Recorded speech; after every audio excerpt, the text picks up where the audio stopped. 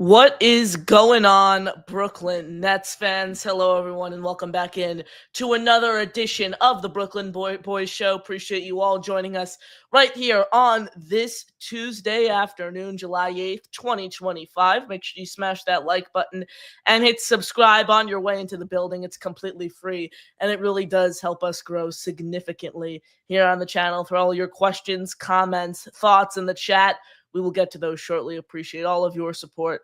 Like I said, and today on this Tuesday afternoon, we are joined by a very special guest on the program, fellow Nets content creator. You all know him as he's the host of the Nets Fans You Know podcast. The great Pete graces us with his presence on the program. Pete, how you been?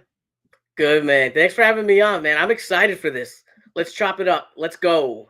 Absolutely. I know we're talking, some Nets basketball before the show, kind of how I started to get into the Nets. And I might be the cursed Nets fans. Ever since I truly became a Nets fan, there's been nothing but, murky gray area, just nothing exciting has come out of this organization. So who knows? I might be the curse, but someone who's been a bright spot for this team over the past few years is Cam Thomas. He remains a restricted free agent right now as we sit here on July 8th. Remains unsigned. I can't speak for you, Pete, but when the offseason kicked off, I thought re-signing Cam Thomas was the first move that Sean Marks was going to make. I thought that's how he was going to start the offseason off, but no, now we're multiple weeks into the opening of free agency. We're past the NBA draft, and Cam Thomas still remains on the open market. But we got a bit of an update yesterday from Eric Pincus, NBA insider from Bleacher Report, who revealed that at initial negotiation, Cam Thomas was seeking $30+ million per season. So I certainly have my thoughts on this report here from Eric Pincus regarding Cam Thomas's contractual negotiations. But Pete, sound off for me here first. What do you think Cam Thomas's value is? And I think we could both agree 30+ per year is a little bit of crazy for a player of Cam Thomas's caliber. I'm gonna start the drama right now, and I'm gonna say no. I don't Okay. think it's that bad. I'll tell you why. In a normal offseason where you have teams with cap space, teams that aren't stuck in the second apron, teams that pretty much are not gasping for air with cap space, it's not that crazy. Everyone thinks $30 million is like a max deal. The max deals now are like $50 million, right? So just think about it like this. Emmanuel quickly signed a 5-year, $162 million deal at 25 years old. That comes out to about $32 million a year. RJ Barrett signed a 4-year, $107 million deal. That's about $27 million a year at 23 years old. So we're looking at comparable players. It's really not that crazy, but look at the landscape. The NBA is dying for cap space, and I think that's where the issue is. The CBA is very, very rough if you don't have cap space or you're stuck in one of the aprons. So I'm a huge Cam Thomas fan, Pete. A Mm-hmm. lot of people who watch this show know that I'm a big Cam Thomas fan. I was talking to Dylan from Nets Press. I had him on the show over the weekend. We were going back and forth because I don't know if you, but Dylan's not. Dylan says he's a Cam Thomas fan. He likes Cam Thomas, but he does not really want to pay Cam Thomas. He does not want to give him a long-term deal. He doesn't want him to be here for a long time. I think Cam Thomas is a very, very good player when it comes to his skill set. Like, his skill set's clearly shooting. That's all he can do. And people have been saying he can only shoot. Why would you bring him back? He can only shoot. I say shooting and scoring, the way he scores is such a valuable asset. To have someone on your team who can get you a bucket wherever and whenever you need it, to be able to shoot the ball from anywhere on the floor, to shoot the three ball at as high of a clip as he's been able to do throughout his career is certainly impressive. And I'm the biggest proponent of you need a lead scorer on your team who can just score for you. That's a big thing in today's NBA. But I don't think anyone should get over $30 million in the NBA if you only really bring one key skill to the table. And I think that's what Cam Thomas does. I think a fair extension for him right now, given the current landscape, which you mentioned, of the CBA, how it's a bad year to be a free agent overall, 2 years, $30 million. I think that would be a fair assessment of what he's shown thus far. I mean, he only played 22 games last year. I think he's going to get somewhere in that range. I think $30 million a year is crazy just because it's a bad year to be a free agent. And what has he really shown, Pete, other than the ability to score? And that's a great asset like I referenced earlier, but I think you need to do more than just score to make $30 million a year in today's NBA. I mean, that's pretty much what happened with the Trailblazers and Anthony Simons just a few years ago, giving them, I think, a 3-year, $80 million extension it was, and that went up in flames real quickly. I think you need to do more than just score to earn a lucrative extension at this rate. Look at that $30 million. That's about like 20% of the cap. You want that reserved for like a high end starter. You can make the argument that fine, Cam Thomas maybe isn't a high end starter, but he's definitely a high end scorer. And players are paid by potential. Absolutely. What you think they're going to do. So do you think Cam Thomas is going to stay the same exact player for the next 2 to 3 years? Or do you think there's room to grow? I think there's room to grow. As a scorer still, I don't think Yeah. defensively.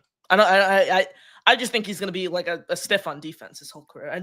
And that's okay if you're able to score, but you can't demand $30 million after you just played 22 games a year ago, given the fact how weak this free agency class is, given the fact that, you know, what you bring to the table doesn't fit many NBA teams' needs.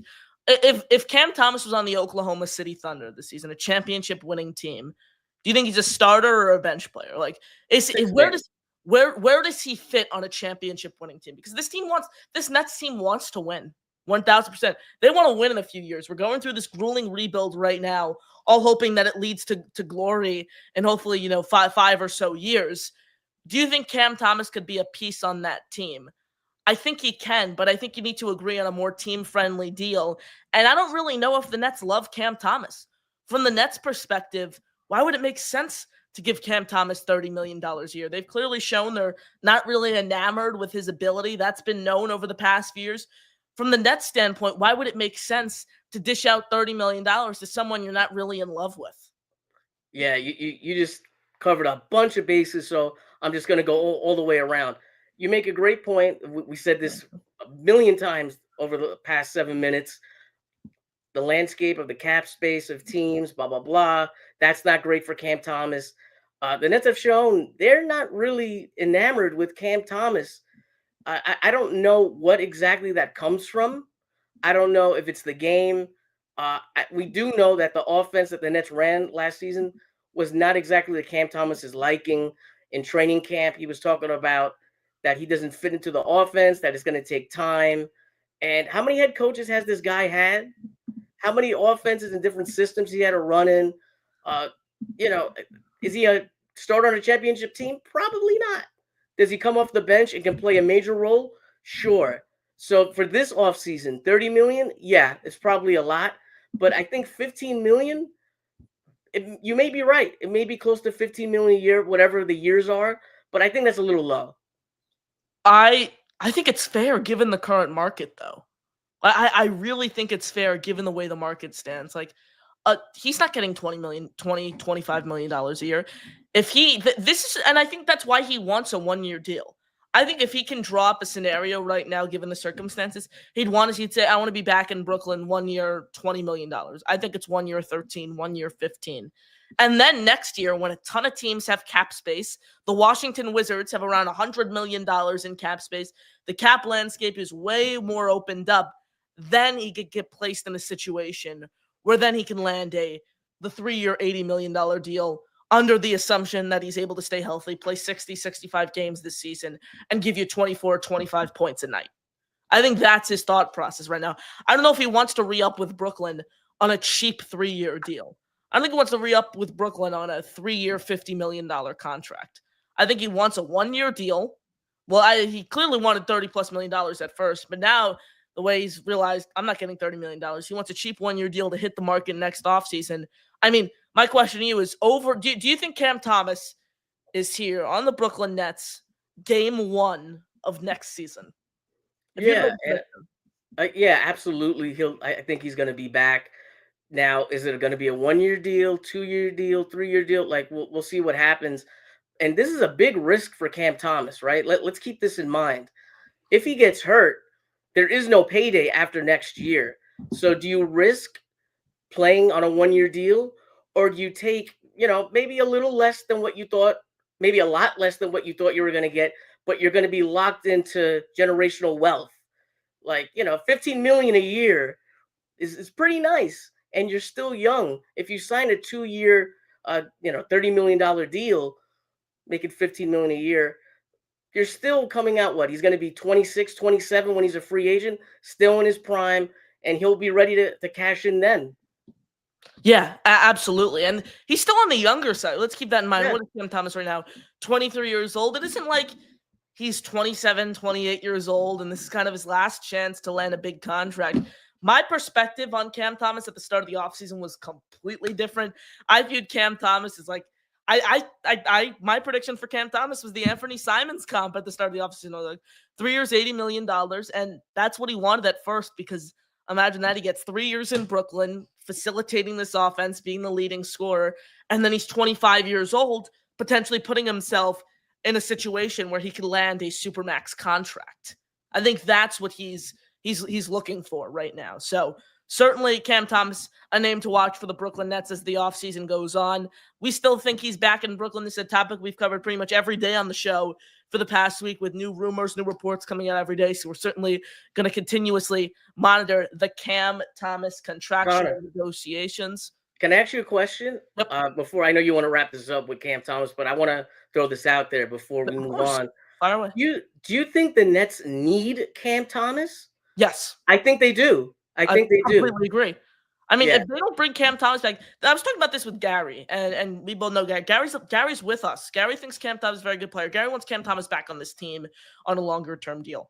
I said, if Cam Thomas is not on this team this year, this team won't even like it. At least last year, there were points that were exciting to watch. They had some young pieces who provided some sparks. Zaire Williams was fun. All these different guys were fun in their own extent. If Cam Thomas doesn't come back, not only will this team just not be fun and we'll miss like a significant element of the offense, but this team's not going to win more than 80. This team's not going to score more than 100 points in a game for the first 50 games of the season. This team is going to score. This is a team that's going to get blown out every single night, and they're going to put up 80, 85 points. Like, that's not fun to me. That's not fun. Like, bring Cam Thomas back. He's a young piece. He'll provide something exciting to this offense. He could shoot the ball from anywhere. He can get you a bucket whenever you need it.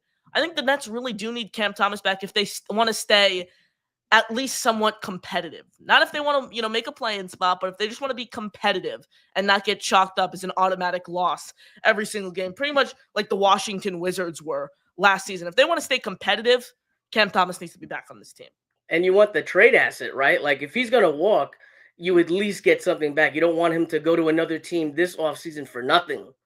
That's another big thing. If they really don't want Cam Thomas back, at least try his sign and trade. Like at least get something in return. Exactly. I don't know why Sean Marks is not in love with Cam Thomas, because it's someone he drafted on the back end. He drafted Cam Thomas on the back end of the first round. Who really expected Cam Thomas to turn into this type of player? I didn't. I mean, Cam Thomas, his first few years in the league, was a guy who went back and forth between Long Island and Brooklyn, couldn't really find minutes in Brooklyn, but was thriving on Long Island.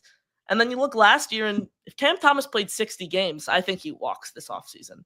I think if Cam Thomas played 60 games, he would have walked from Brooklyn this offseason. You may have a good point. We'll have to see what happens. I think he would have gotten paid. I just think he's such a good scorer. He's young. He's still young. He has upside. I think another team would have certainly taken a flyer on him this offseason. But that's all for Cam Thomas today. Let's move over to the Summer League, which kicks off for the Brooklyn Nets just 2 days from now. Oklahoma City Thunder. That is the first matchup on the calendar.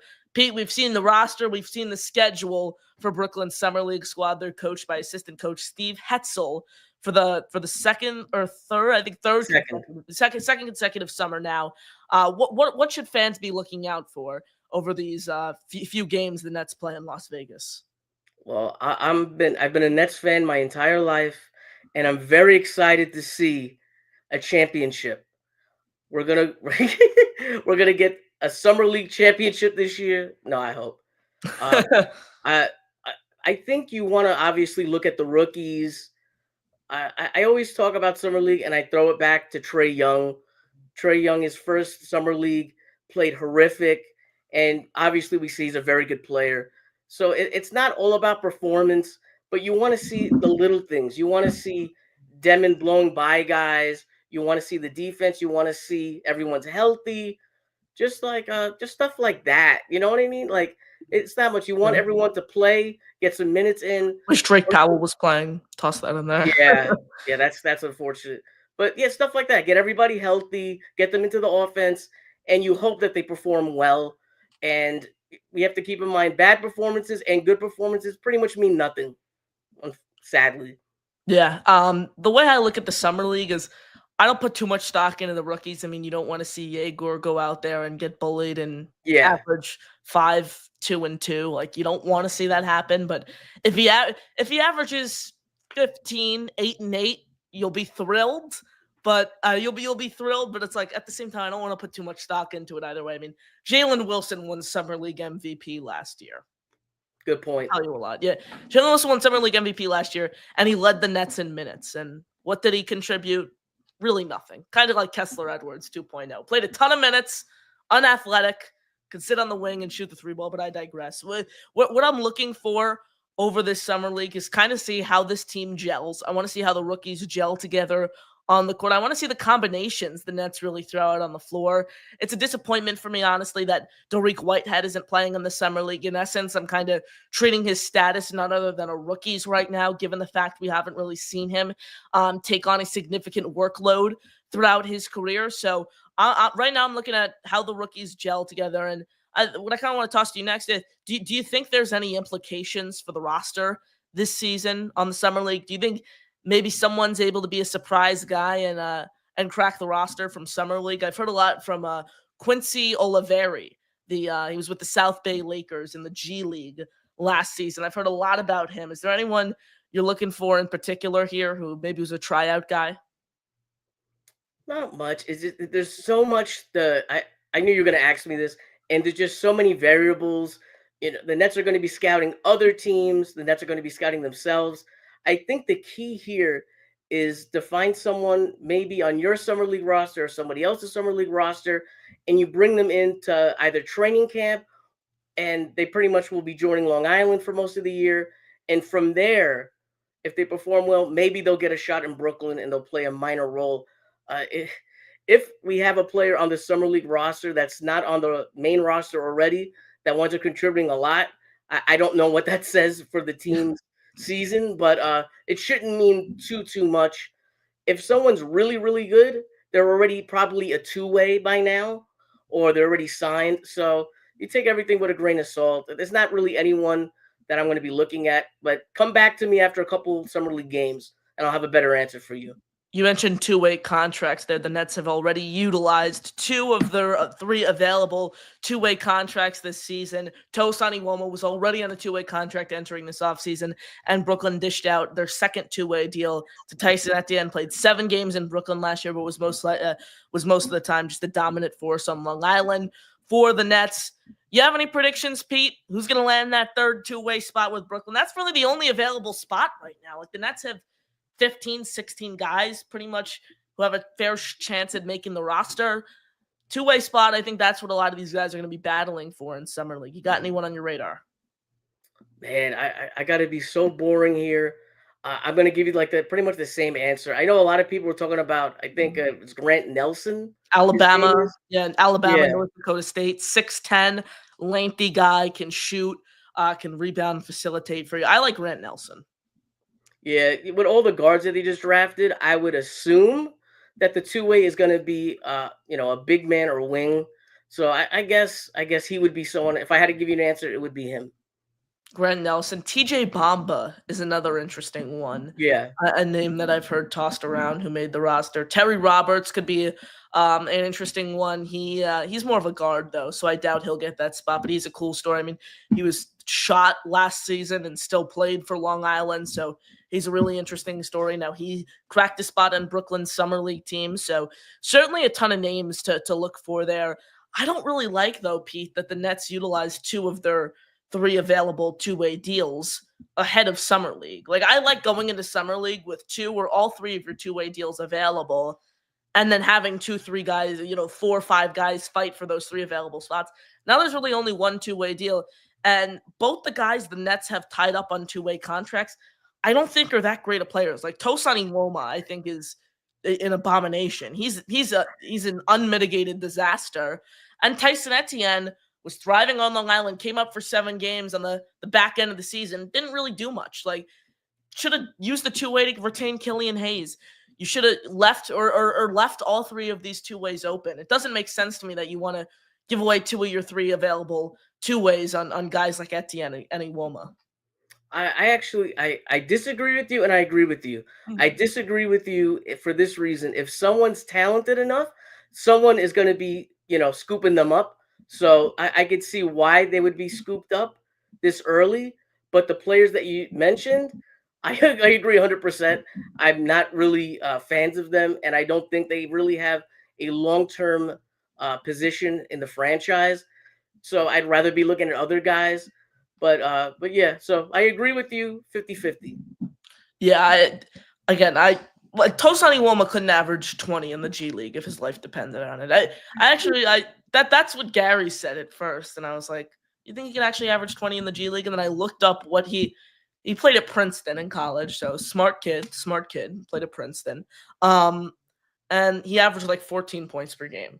And you're giving this guy a 2-way contract to average 14 games at a small little Ivy League school in New Jersey. It doesn't make sense. He can't shoot. Like, what can he do? I heard everyone on the Nothing But Nets podcast last year was calling him Tucson from Walmart because no one knew where he really came from. He just appeared midway through the season. Like, what does Tosani Woma do that intrigues the Nets front office? How do you view him as a player? Like, what does he do that's so fascinating? I have no idea. Yeah, I really have no. I haven't seen him play enough, but I just don't see the potential. I just don't see the vision. I really don't see the vision. I'm sorry. Same with Etienne. Do you have anything that you like about No. Etienne that's somewhat convincing? Or you're still in that same gray area? Same thing. It's just I just don't see it, especially with the roster that we have right now. It doesn't make sense to me. But we don't get paid to scout. We don't get paid to run the team. So absolutely, it is what it is. I want to move over to the regular season because yesterday the over/under win totals from Fox Sports came out, and the Nets over/under win total was set at 21.5. They won 26 games last year. Pete, what's the Nets win total this season? Man, it's so hard to do that because we don't know who's going to be healthy and whatnot. But I'll give you an answer. I'm going to go first with the under. I'm going to say they're going to win about like 20 games. I don't think that the rookies can bring the magic, quote unquote, that last year's team brought. Last year's team was supposed to be the worst in the league, and Jordy kind of pulled them up and got them playing really well. I'm not sure if the rookies can do that this year. So I'm gonna go with that. Okay. I'm very optimistic of a Nets fan entering this year compared to most pundits. 21.5. I understand. Like 21.5, I think is a great over/under win total because they won 26 last year. Like I think that's very, very fair from Fox Sports. I'm surprised they didn't put it at like 18 or 19. The Jazz are at 18.5. The Wizards are at 19.5. Hornets at 25.5. So those are the closest ones to the Nets. They won 26 games last year. I think they can win anywhere from 24 to 30 games this season. I think that's the ceiling that you're looking at this year. I'm going to go ahead. I'm going to say they win 25 games this year. I think they got off to a strong start and kind of slow down towards the end of the year. I think it's going to be the same mentality as last year. I think they're going to come out really, really strong and have a strong start to the season. I think they're going to play gritty, scrappy, hard-nosed basketball. I think that's what it's going to look like at the start of the year. And I think injuries are going to begin to catch up. Things are going to die down slightly. I mean, the biggest thing when you compare win totals is a lot of people forget Dennis Schroeder played a huge role in a lot of the Nets' wins earlier on in the season. They had Cam Johnson for the entire year where he was a pretty significant role player. I expect the Nets to finish I think the ceiling is 24 to 30 games. I expect them to finish anywhere from 17 wins to 22. I think that would be a fair assumption, but I'm going to take the higher road here, and I'll go 25 wins on the season. Could you see them in any world, Pete, somehow being a playoff team? Everyone stays healthy. Any possibility they catch the 10 seed if they go all in? Absolutely not. Absolutely not. So you think the Hornets, for example, are light years better than the Nets? Absolutely, 100%. Who do you think's better, LaMelo, the Net, Bridges. the Nets or the Wizards? Ooh, now you're getting close. I still say I guess I'm gonna say the Wizards, man. I'm gonna say Mm. but not by much, but not by much. The problem with the Wizards right now is they have all these new pieces that haven't played together. It's the same problem with Charlotte. Like they have all these, yeah, they added so many players this offseason. They haven't really played together. I think one thing with the Nets is I think Jordy Fernandez is going to get these guys to gel and learn to play together pretty quickly, and I think that's going to be the biggest difference.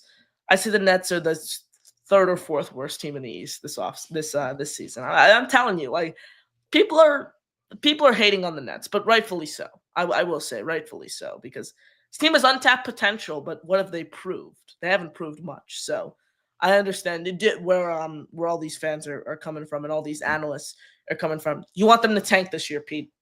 Oh, absolutely. And but one last note on the record.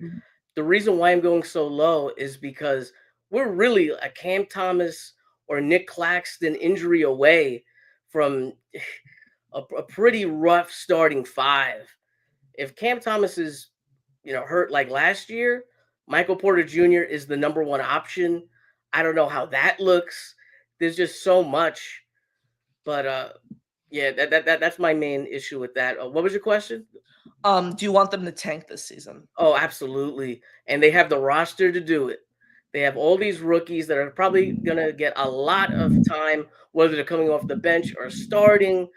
There's three prized prospects in the next draft that probably would have gone first overall this season in this season's So draft. Debanza, Boozer, and Richardson.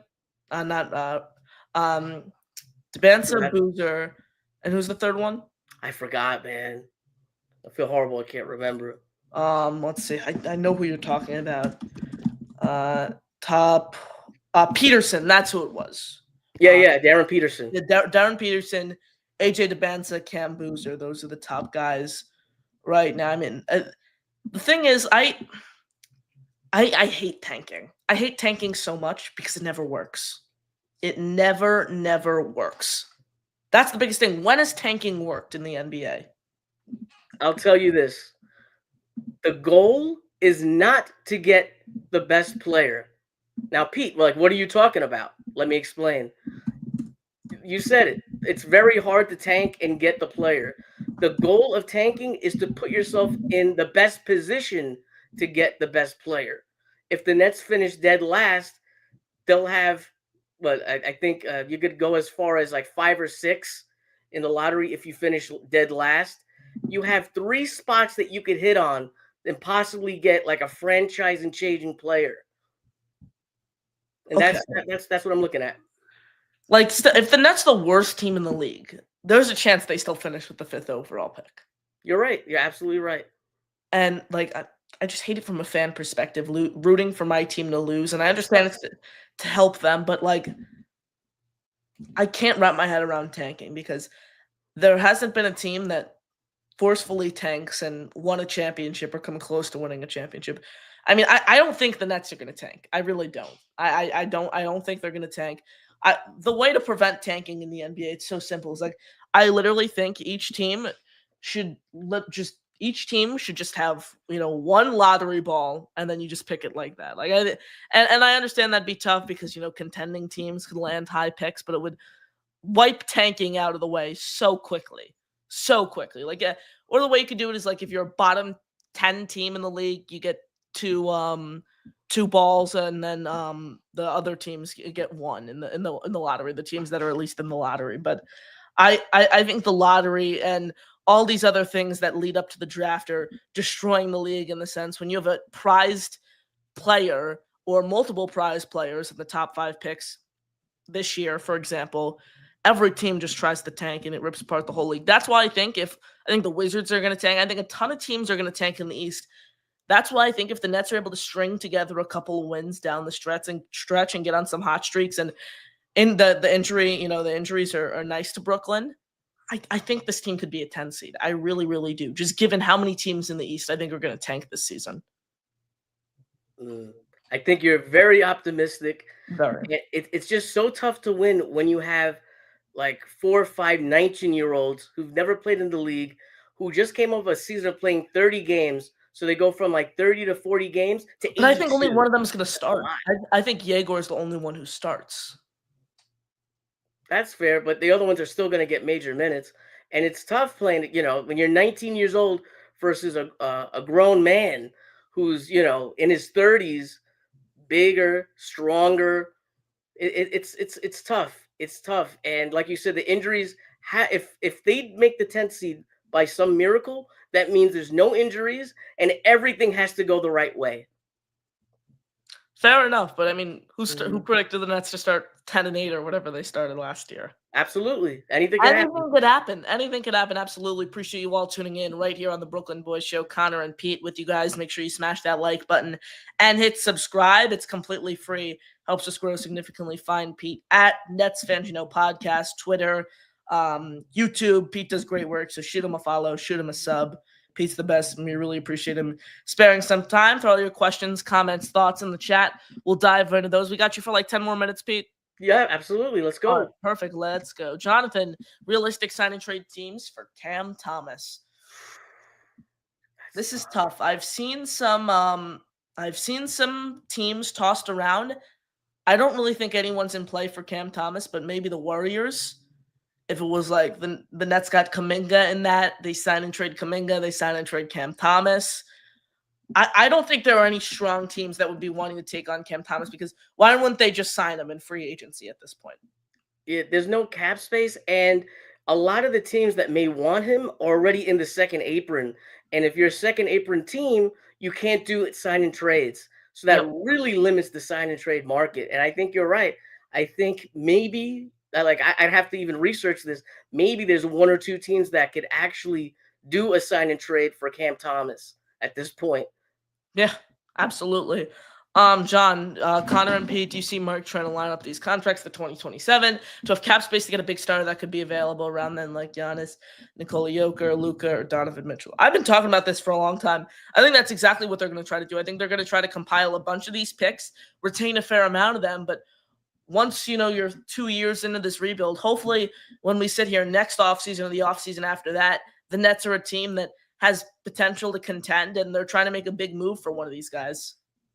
You're absolutely right. I think that's the goal. Develop the guys you have now. So by the time that the big stars are free agents and you have the cap room, it'll be a nice you got a nice little combination of young players and a star to lead them. Absolutely. But like trading for Giannis right now would be the stupidest thing ever. Absolutely. Stupidest thing ever. You're not in a position to win. Like, why would you trade for a guy when you're not in a position to win? The goal is get these rookies in the building, develop your young core, and then 2-3 years when you're ready to go all in, hopefully, perfect. You get your star guy, and there you go. That's the blueprint to a championship, hopefully. That's what you want to do. Pete, how is there room to grow when Mark's drafted all these point guards to take away the chance for CT to run the point and have him primarily as a catch and shoot two guard? There's going to be plenty of minutes for everyone to play. They're going to be playing different roles and whatnot. Um, listen, yeah, they drafted a lot of guards. Maybe some of them play in Long Island. Maybe CT get some ball handling duty. Uh, it's going to be a mixed match of players playing at different positions in the backcourt. But I'm really not too concerned. You could play Cam with Agor. You could play if Ben Saraf even is on the roster and not playing in Long Island to get more minutes. He could be coming off the bench, getting 20 minutes a game. There's plenty of time for everybody. Yeah, absolutely. I agree with what you're saying. I think there's going to be plenty. Saraf's going to be on Long Island. Demon's the only one who's going to start. Cam Thomas is still going to have an opportunity to start. He's going to be starting a two guard this season, and he's Yeah. going to have opportunities to run the one still. So that's something I'm not paying too much attention to. Chris B, Connor, Pete, everyone, my friends, hope you're doing well today. Hit the like button, please. Like, support, subscribe to Brooklyn Boys YouTube channel. They deserve it. Chris, you're the best. Appreciate tuning in. Appreciate your kind words and support on the program, my friend. Benny B, the younger guys are going to come in looking for something to prove, and with a coach like Jordy, I think we'll all be surprised by their success. Hope From your so. lips to God's ears. I mean, Pete, I'm still holding out hope that this team has the potential to be a play-in team this year. I hope so. I hope you're right, man. I really do. I Would hope you you're right. rather them be the 8th seed and win the play-in and lose the I don't want to say lose the first round of the playoffs, or have them finish last and get the number 3 overall pick in this year's draft? I was just about to ask you that. So what do you think? I'm gonna take the franchise changing player. You get whoever is gonna be there at 3, and you have a long term view of a championship window possibly down the road if Igor develops and whoever we take 3rd overall in that draft hypothetically grows. I think that's the better long term view rather than, like you almost said, getting swept in the first round and getting, I don't know, what, like the 14th, 15th, 16th pick? Well, how many picks do the Nets have this year in the first round? Next, I think they only have one next year in 26. It's their own, I believe, at least in the first round. So yes, they have they have 2 2s and their own 1 this year, and then they have 3 first round picks in 27. Jeez, they have 31 picks over the next 7 years. My God. You're not gonna like this, I don't think, but I'm taking the first option. Oh no, I Connor. see. I know a lot of people are gonna disagree with me. What I have to say is I know I understand people want young players in here in young core. There's still so much value in accomplishing that with the players you have now. Like making the play-in and going to the playoffs is so valuable for a young culture in any sport. It gives you something to build on. It gives you something to build off of the next season. And I understand, there's these can't miss prospects in next year's draft. How many times do we hear that though? The draft still remains a complete crapshoot. I'm taking the option that gets you into the playoffs and provides a spark for your young players, gives something for your young players to buy into, something for your young core to root for. That's the way I look at it. I'll counter you with this. We had that same argument last season. Philadelphia tanked, and they tanked hard. Nets got a couple wins for the culture, and what happened? Nets That's picked different 8th, though. Philly takes 3rd. That's different though. They didn't go to the playoffs. That's fair. Going to That's the playoffs is different than stringing together a few wins at the end of the year. Going to the playoffs is like a huge culture. Like, I think the rookies would be bought in real quick if 1 year into Brooklyn, they're facing off against the team in the first round of the playoffs. If they're not bought into Brooklyn by day 1, then that's an issue. Playoffs or not, right? Wait, you just cut out for me there. Can you hear me? I can hear you, but my monitor just powered off for some weird reason. So let me. It's all good. Sorry. Let me know when you're good. All right, I see you. I have you up on my laptop right now. I don't know what happened to my monitor. So if I'm looking down, it's because It's all good. It's all good. Yeah, I'll try to look up at the camera. It's just so weird looking up at a camera and seeing no one there. But I know I get what you're saying, but like it's still such a culture mover for your young core to be able to crack the playoffs in year 1 or year 2 really at this point of a rebuild. I just think it's so significant for your culture. But what if I told you that they can make the playoffs after getting the franchise changing player? Who knows if the player is really a franchise changing player, though? That's the thing. Like the draft still remains such a crapshoot. And I think if the Nets are really enamored with someone super, super high in the draft next order, they have the capital, they have the picks, they have the personnel to be able to trade up and get that player and package together role players along with a ton of the picks that you currently have to go in there and trade up and land that player. That's the way I personally look at it. I understand everyone who wants the draft pick, but I take the option of solidifying your culture, giving something for your young core to be excited about, showing that there are going to be results in Brooklyn. And am I frozen right now on Yeah, stream? you are. But I can hear you. God.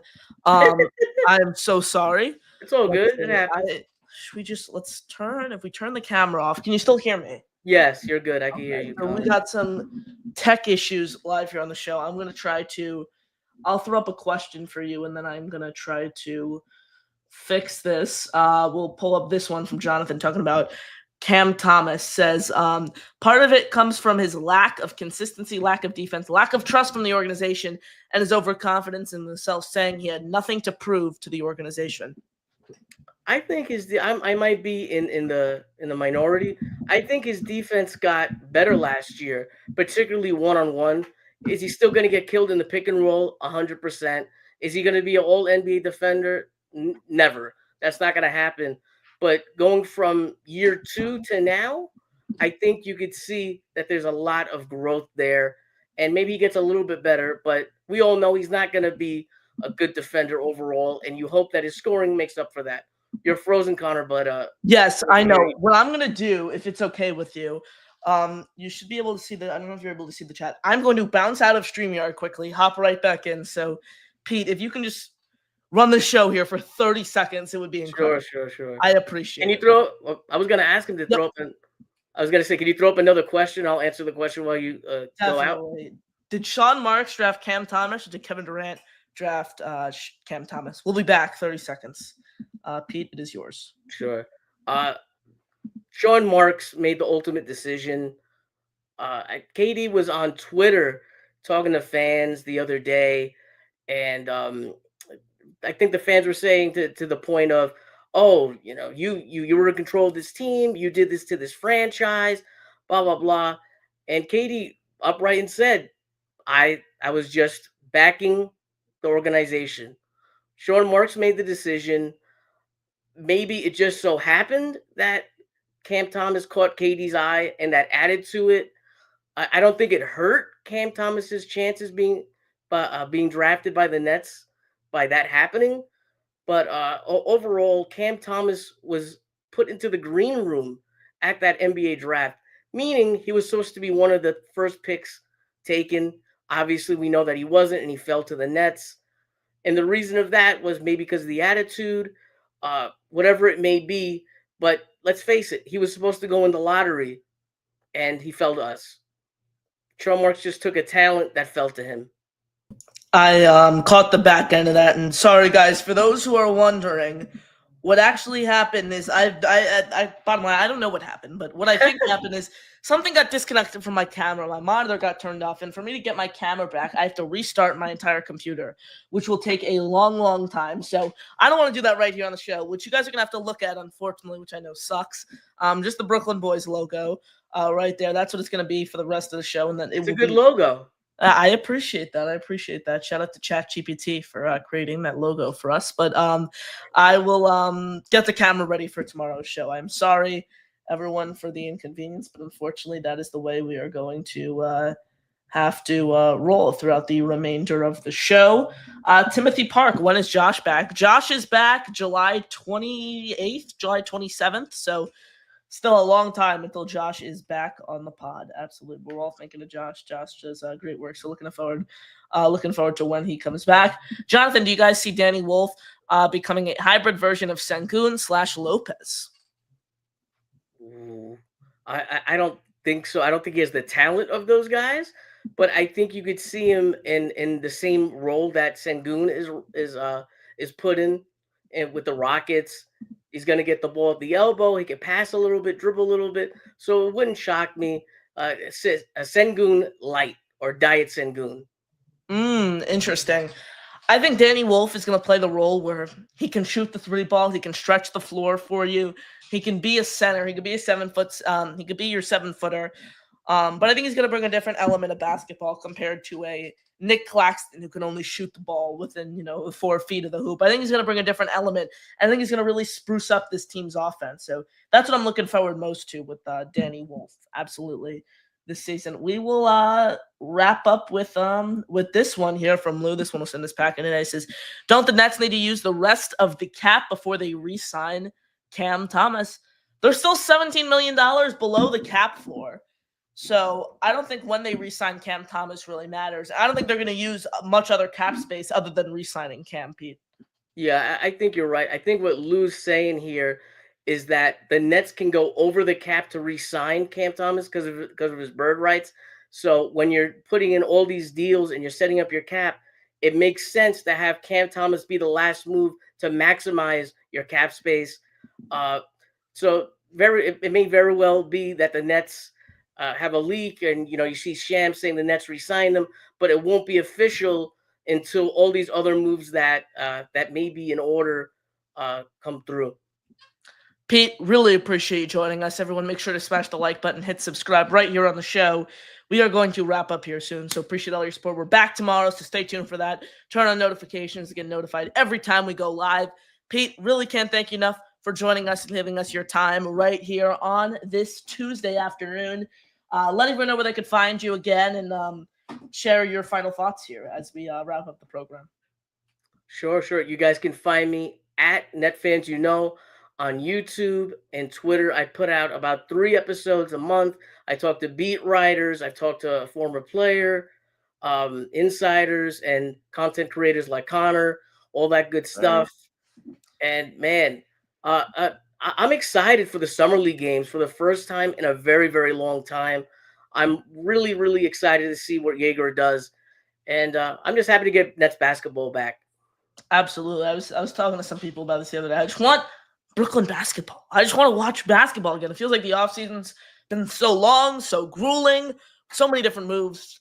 I want some basketball back, and Summer League kicks off for the Brooklyn Nets in just 2 days. So stay tuned for that. We're going to have Summer League coverage on this channel. Follow Pete, subscribe to him for Summer League coverage and all things Brooklyn Nets coverage on his channel. So appreciate you all. Have a great rest of your day. Thank you for joining us right here on the Brooklyn Boys Show. He's Pete. I'm Connor. Have a great day, everyone. And as always, go Nets.